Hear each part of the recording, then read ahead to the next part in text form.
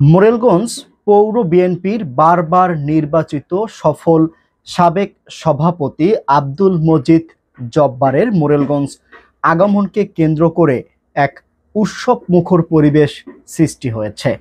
বিস্তারিত থাকছে ডেস্ক রিপোর্টে।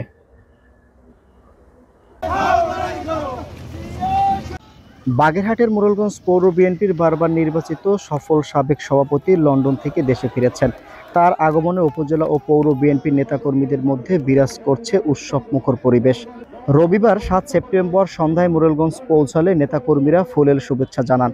এ সময় শহরে বিভিন্ন সড়কে মিছিল, স্লোগান ও আনন্দ উল্লাসে মুখর হয়ে ওঠে এলাকা।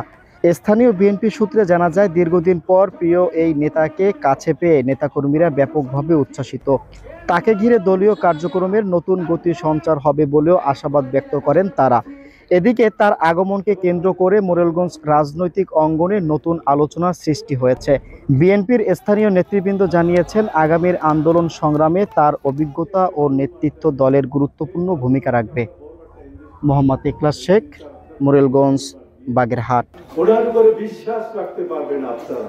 উনি আগামী দিনে এই দেশের রাজনীতিতে দ্বিধা, দ্বন্দ্ব, সাম্প্রদায়িকতা, বর্ণবাদ, বিভিন্ন চাঁদাবাদ, সন্ত্রাসী, উনি এটা আর কোনদিন প্রশ্রয় দিবেন না।